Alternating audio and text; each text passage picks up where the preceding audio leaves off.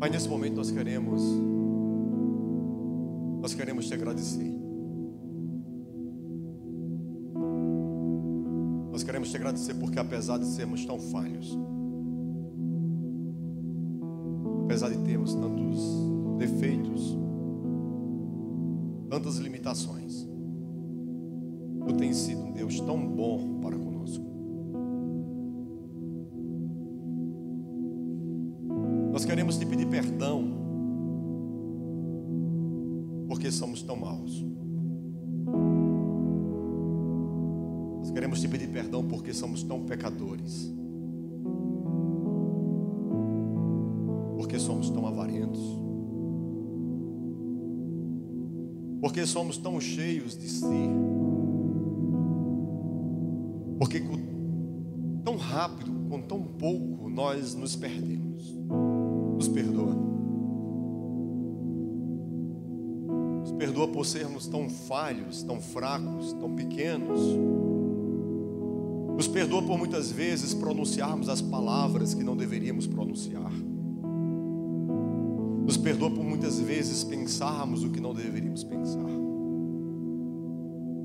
Nos perdoa por muitas vezes fazermos coisas as quais não deveríamos fazer. Nos perdoa por muitas vezes termos um coração tão idólatra, tão cheio de si, tão egoísta, tão materialista, tão egocêntrico. Nos perdoe. Nós, como igreja, nessa noite, te pedimos perdão pelos nossos pecados.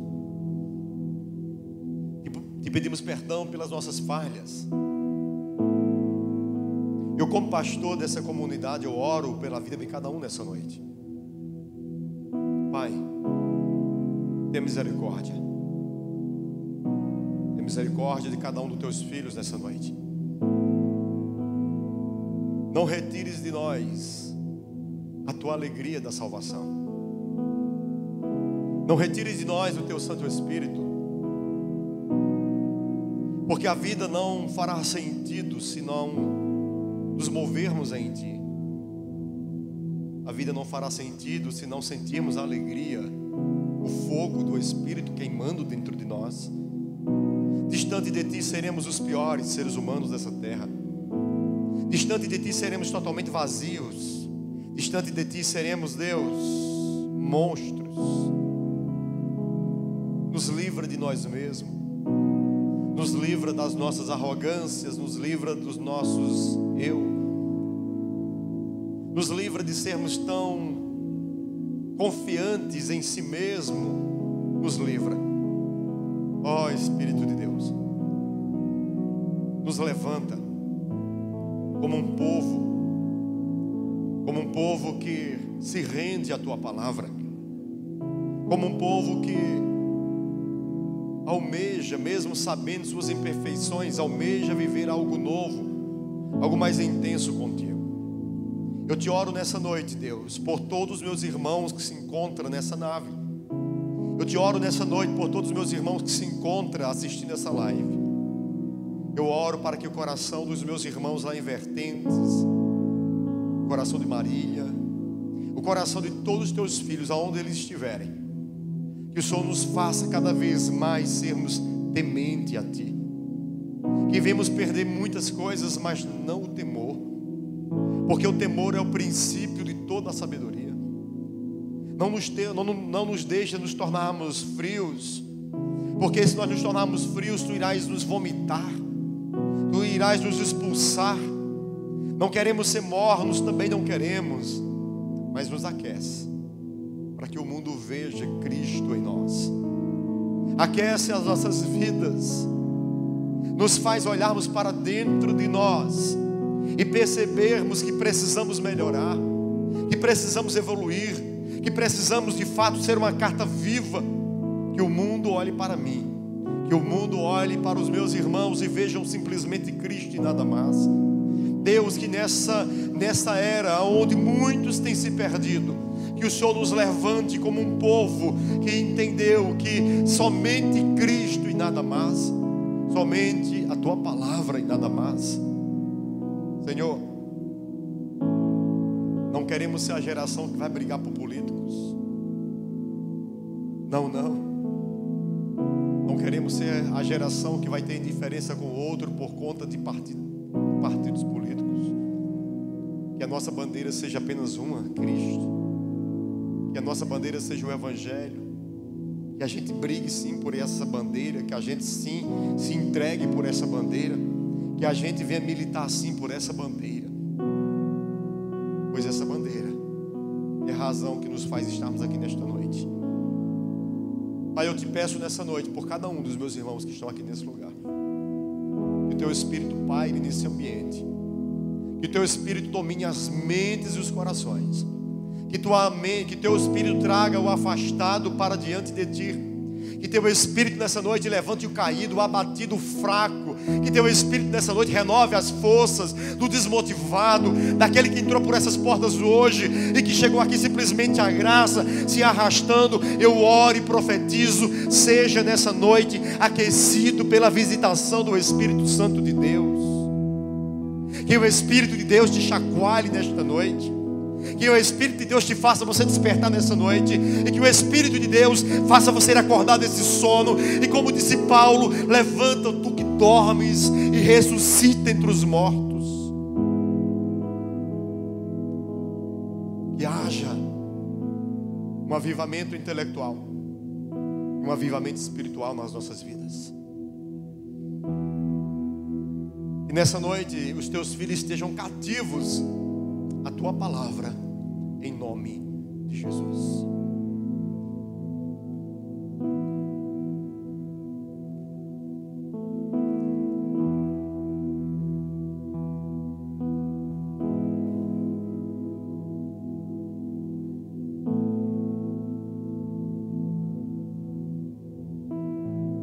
Cara, essa história é uma das histórias mais dramáticas e que sempre que eu leio ela eu aprendo muitas lições,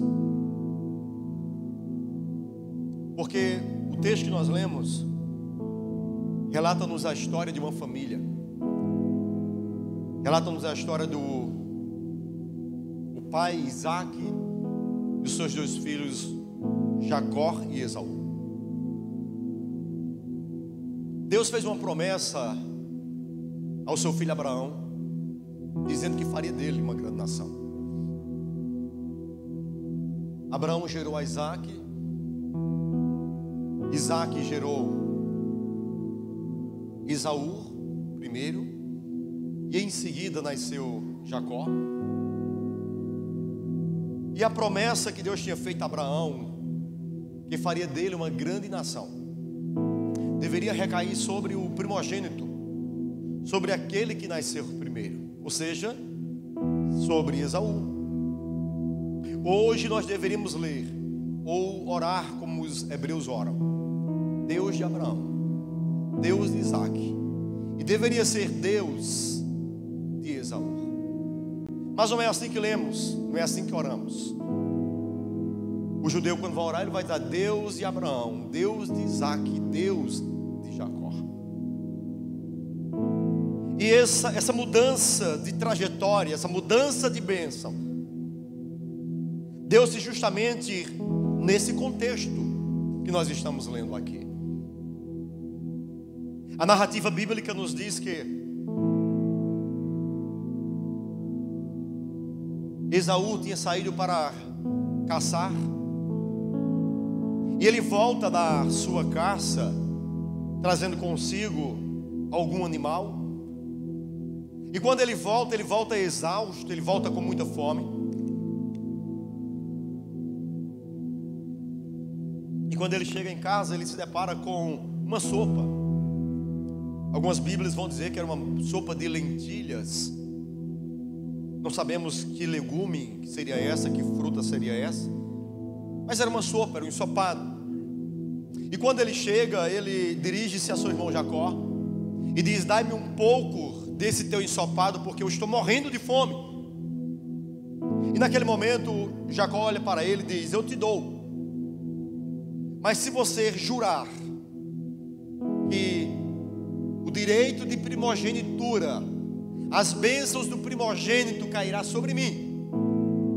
E naquele momento ele diz: do que me vale o direito de ser primogênito, se nesse exato momento eu estou morrendo de fome?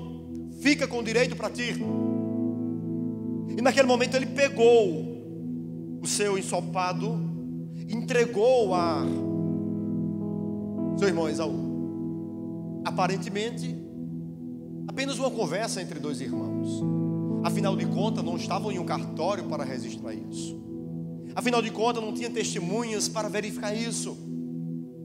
Mas não sabia Esaú que naquele momento o Todo-Poderoso estava observando aquele tratado, estava olhando aquela conversa. E não se espante, mas pasmem, Deus levou em consideração o fato de Esaú dizer: do que me vale o direito de ser primogênito, fica para ti. O que eu quero nesse momento é saciar minha fome. O que eu quero nesse momento é alimentar o meu estômago, porque o que me vale ser primogênito, ter as promessas de Deus sobre mim, mas eu não saciar nesse momento a minha carne. E por isso é que nós iremos ler no Novo Testamento, séculos depois, a Bíblia falando, Paulo afirmando que as promessas de Deus de fato recaíram sobre a vida de Jacó, porque ele desprezou o seu direito de ser o herdeiro da promessa de Deus. O escritor aos Hebreus vai dizer que não sejamos como Esaú, homem maligno, que desprezou as bênçãos do futuro pelo prazer momentâneo. Infelizmente, a dura realidade que eu trago aqui nessa noite é que os anos se passaram, mas infelizmente existe uma geração que infelizmente carrega consigo o espírito de Esaú. É aquela geração que infelizmente despreza um futuro com Deus para viver um prazer momentâneo. É uma geração que despreza as bênçãos de Deus para viver um prazer momentâneo. Infelizmente existem muitas pessoas que vêm para o culto, até sente arrepios, até chora, até de fato são tocadas por Deus. E eu não questiono isso, eu sei que são tocadas por Deus. Mas essas pessoas, quando chegam lá fora, quando vem a segunda-feira, quando vem a terça-feira, quando vem a quarta-feira, quando vem o final de semana, essas pessoas, chega para elas uma proposta e diz: olha, existe algo para você saciar a tua carne, existe algo para você alimentar os seus apetites, os seus desejos sexuais, as suas avarezas, as suas vontades. E essas pessoas muitas vezes estavam no culto, ouvindo Deus e Deus falando de fato, às vezes olha para o contexto e diz: cara, não vale a pena ser crente. Infelizmente acaba rejeitando as promessas de Deus para viver algo momentaneamente falando. O problema de Esaú foi que ele amou mais o que era terreno do que aquilo que era futuro. O problema de Esaú é que ele amou mais os prazeres da carne do que de fato as bênçãos espirituais. O problema de Esaú é que ele era carnal, ele não era espiritual. O problema de Esaú é que ele se encantou, infelizmente, com as coisas desse século e infelizmente menosprezou, repudiou um futuro com Deus. E eu lamento dizer isso nessa noite, mas esse texto, esse contexto, ele infelizmente está muito atualizado no século no qual vivemos. Esse contexto, essa história reflete ou de fato retrata a vida de muitas pessoas nesse contexto.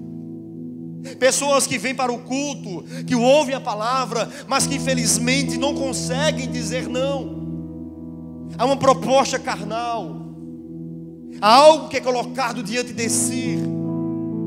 E essas pessoas infelizmente se esquecem da presença de Deus, se esquecem do que ouviram de Deus e se encanta e se entrega. Infelizmente esvaziam o cálice das orgias, os prazeres das vontades, e trazem automaticamente juízo sobre si, e trocam automaticamente o santo pelo profano, e trocam automaticamente as bênçãos de um futuro com Deus por algo que é tão insignificante, por algo que é tão desprezível, apenas um prazer, apenas um momento. E muitas pessoas apenas por conta de um momento têm jogado fora toda uma história brilhante com Deus. Eu já vi tantos jovens brilhantes, tantas mulheres brilhantes, pessoas que a gente vê se mover no Espírito e diz: cara, Deus vai usar muito essa pessoa. E quando menos nós esperamos, essa pessoa se encanta com os pratos de lentilhas, com os pratos de ensopado, com algo medíocre. Porque, cara, não foi um churrasco. Ele não trocou o futuro com Deus por algo que era o prato mais extraordinário da época. Não, foi pelo simples prato medíocre de uma sopa qualquer. Isso me faz entender hoje que há muitas pessoas, há pessoas trocando um futuro com Deus, uma vida com Deus, uma experiência com Deus, a face de Deus, a presença de Deus, por coisas tão medíocres, por coisas tão fúteis, por coisas tão, infelizmente, descartáveis. Me vem à memória quando Jesus chegou para os seus discípulos. E uma vez eu vinha de Caruaru, só eu e Deus,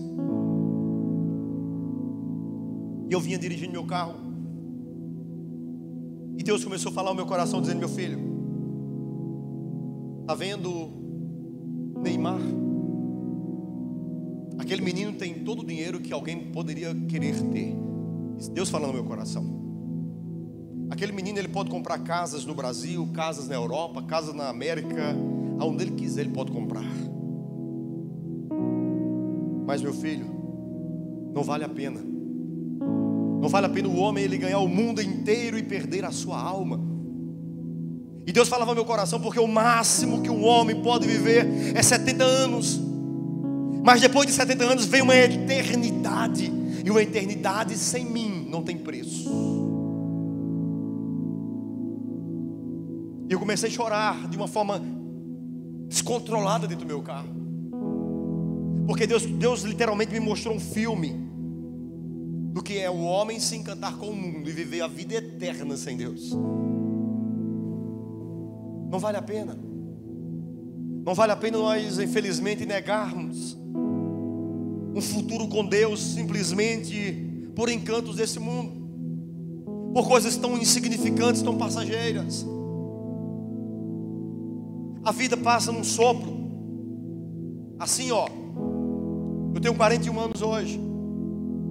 Eu me lembro como se fosse ontem, eu jogando bola com meus 13 anos de idade. Eu me lembro como se fosse ontem, quando eu ia para a escola e nas horas do recreio eu estava jogando peão com os meus amigos.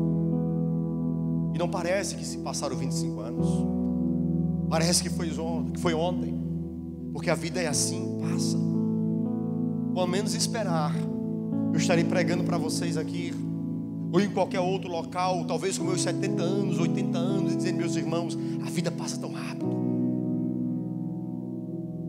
E nós trocamos uma eternidade com Deus por conta de um prazer sexual, por conta de um dinheiro, por conta de um final de semana, por conta de uma amizade, por conta do entretenimento, por conta de coisas tão imbecis, tão insignificantes, tão desprezíveis. Nós trocamos Deus, porque nós achamos que é muito melhor ter essas coisas. Às vezes o que nos domina é o mesmo pensamento que dominou a mente de Esaú.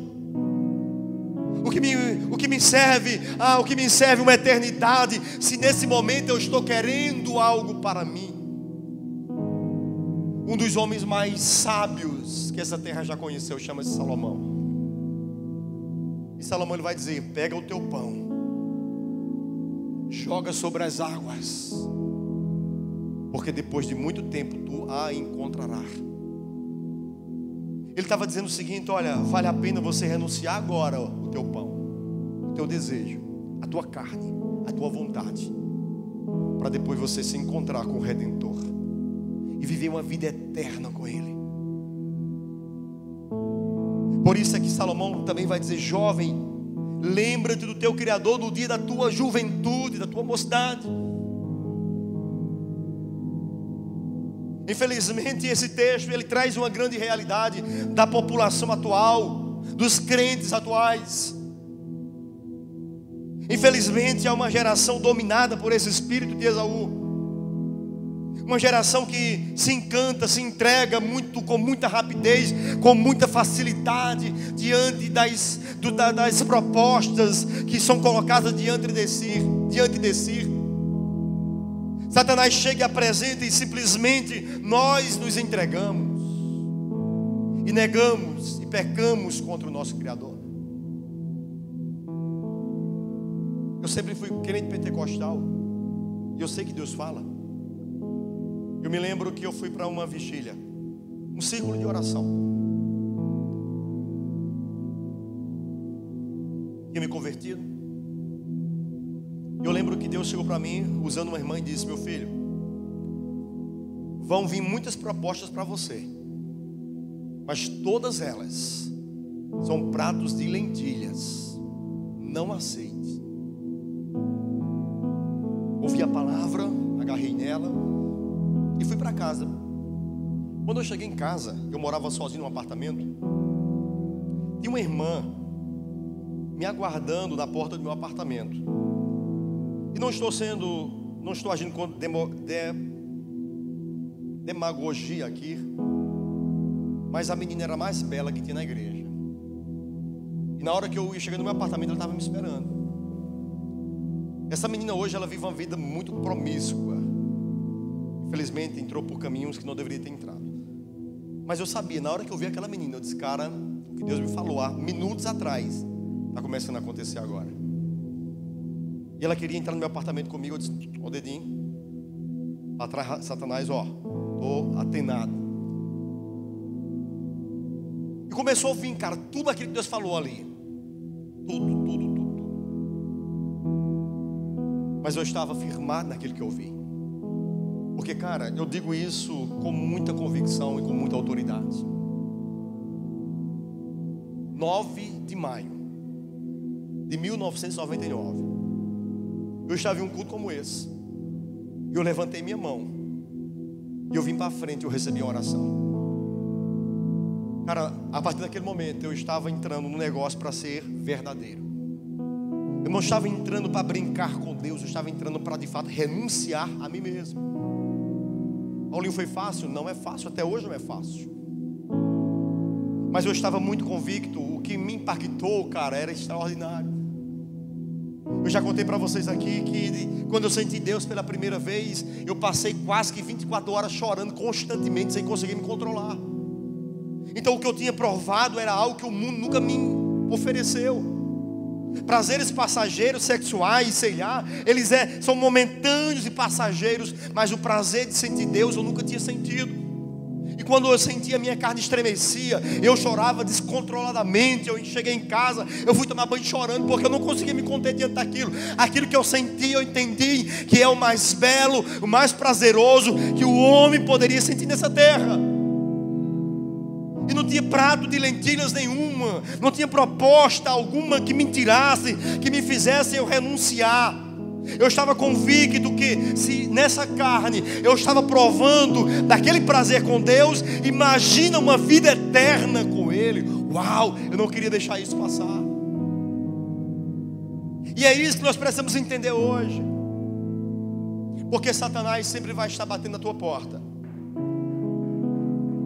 te oferecendo aquilo que tua carne gosta, aquilo que você busca, aquilo que é o teu ponto fraco. É justamente nessas áreas que Satanás ele vai te oferecer, porque ele é oportunista. Ele sempre vai chegar no momento no qual ele vai perceber a nossa necessidade e a nossa carência.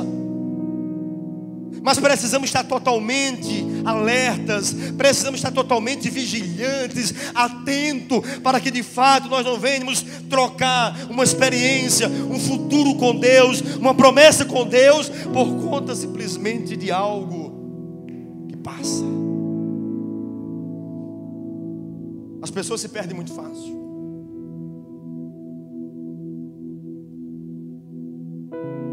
Uma das meninas mais talentosas desse Brasil, Priscila Alcântara,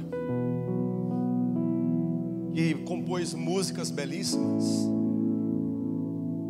mas infelizmente chegou uma proposta para ela: você agora vai trabalhar na Rede Globo, você agora vai ser apresentadora de um programa. E cara, Priscila trocou um futuro com Deus para viver uma fama momentaneamente, para viver um prazer momentaneamente. Porque qual será o tempo de fama que ela vai ter? 10 anos, talvez.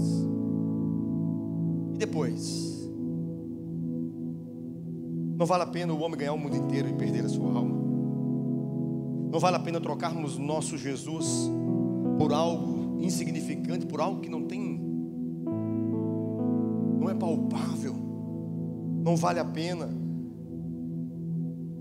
Precisamos entender que vale a pena sim, se necessário for sofrermos. Eu gosto muito quando Jesus está ensinando as multidões no Monte das Oliveiras, e ele vai dizer: bem-aventurados que choram, porque esses serão consolados. E bem-aventurados que choram não é os que choram porque o filho morreu, não é os que choram porque perderam alguém querido. Os que choram ali são aqueles que olham para o seu corpo falho, desejam viver algo extraordinário com Deus e o corpo não deixa. São aqueles crentes que querem viver algo santo, mas infelizmente falham no corpo, e sentindo o peso do pecado no corpo, chora pelo fato de não serem santo como Deus é santo. Quando Deus encontra homens, mulheres, jovens que olham para si e chora pelo fato do pecado, e chora pelo fato de não serem perfeitos, são essas pessoas que irão de fato estar diante do Pai, celebrando e declarando: santo, santo, santo, santo, santo é o Senhor dos exércitos. São essas pessoas que de fato rejeitaram o prazer desse mundo, rejeitaram as propostas deste mundo, rejeitaram as orgias deste mundo, rejeitaram tudo desse mundo para viver um futuro com Deus.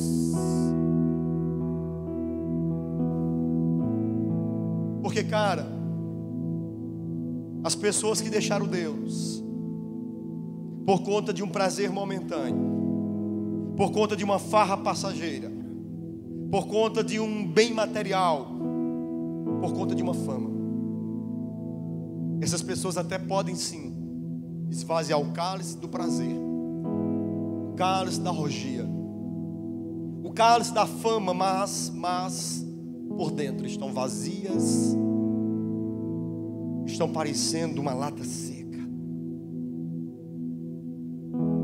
Porque Jesus já disse: o mundo não vai conseguir dar a paz que eu dou a vocês.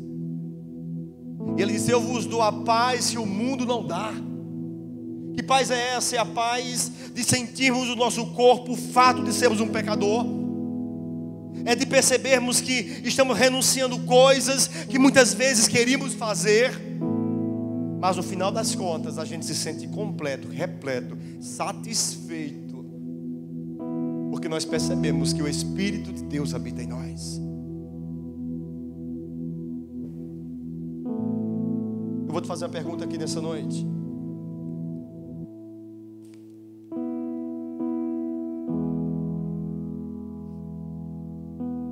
Que tipo de cristão você é?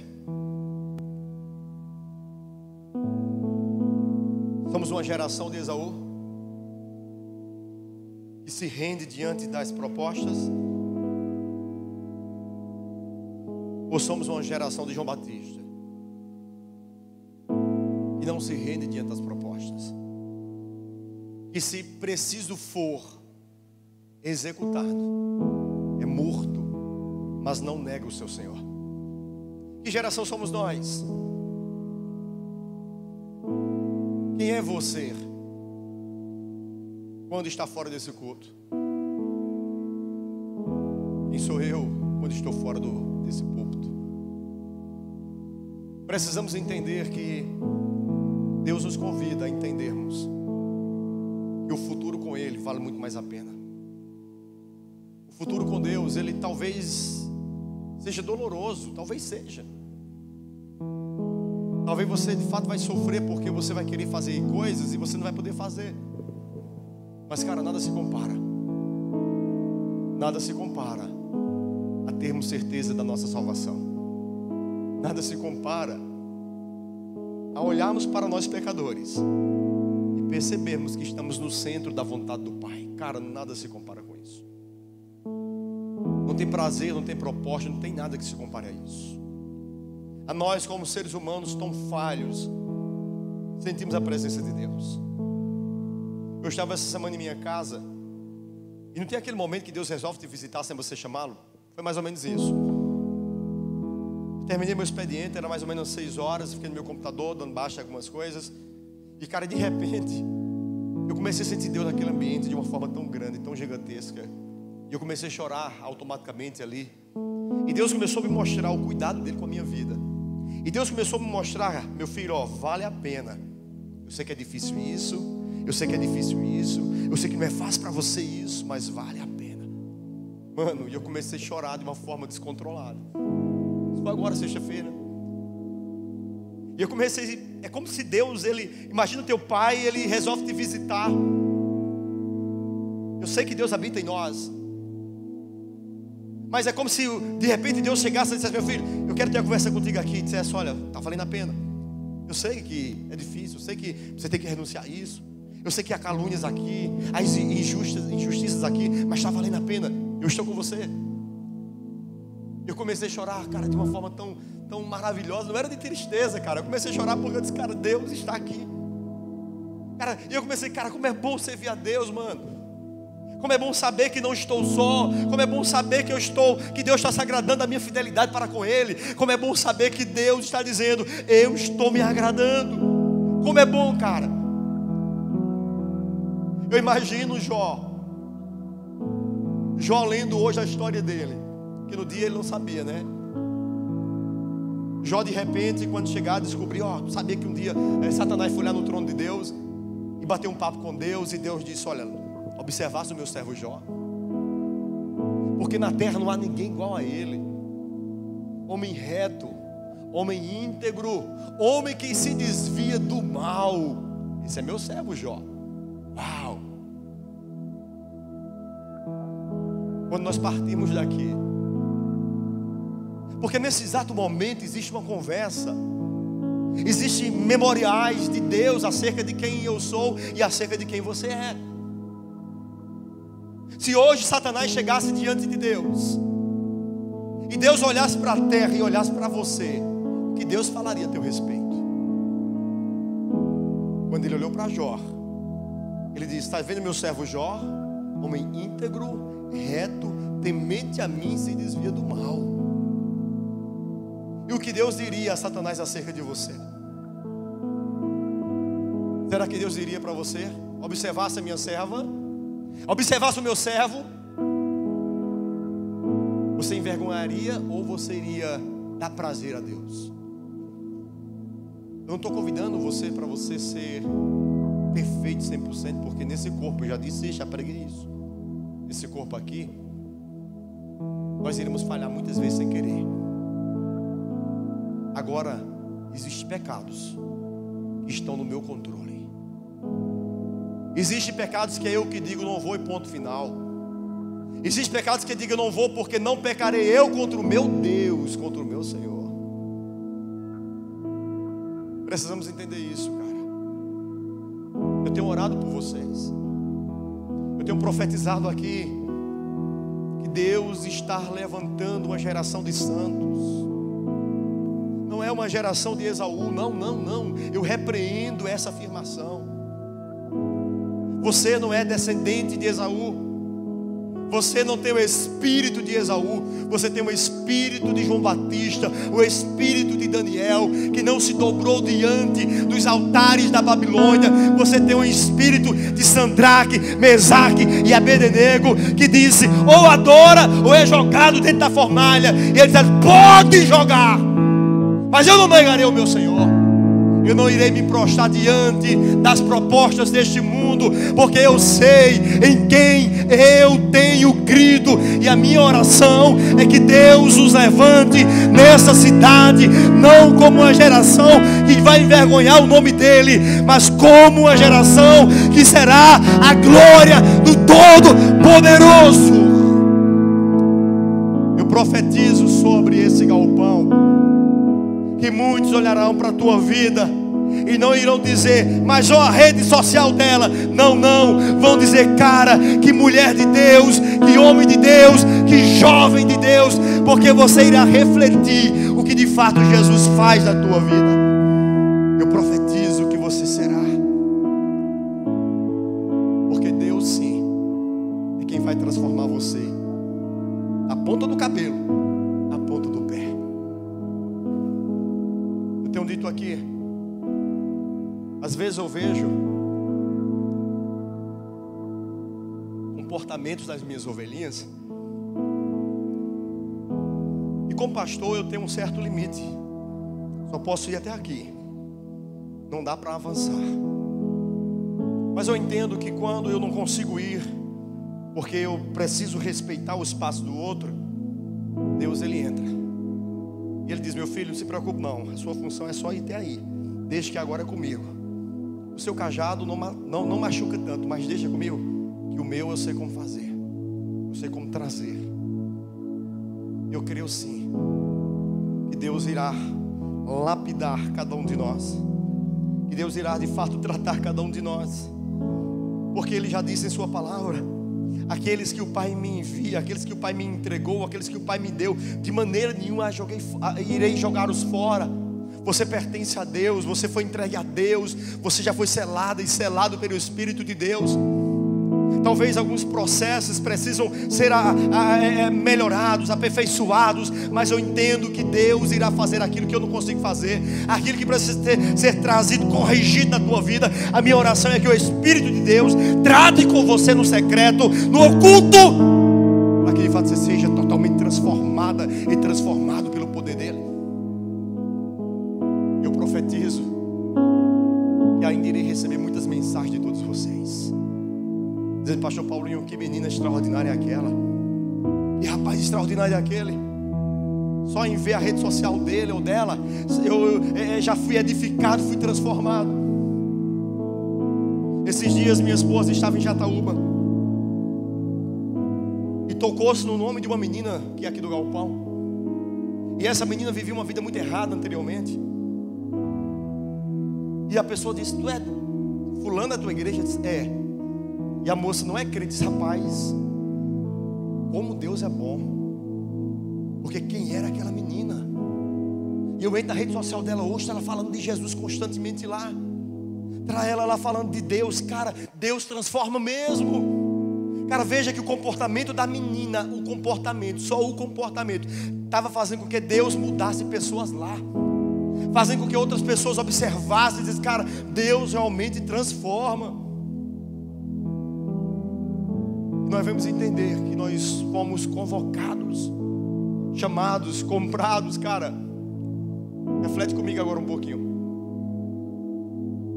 Todos nós que estamos aqui fomos comprados, sim ou não? Sim ou não? Pedro vai dizer algo interessante. Pedro vai dizer: irmãos, não foi ouro que nos comprou, Não foi prata que nos comprou. Não, não. Quem nos comprou foi o sacrifício de cruz. Os pregos que cravaram os seus punhos.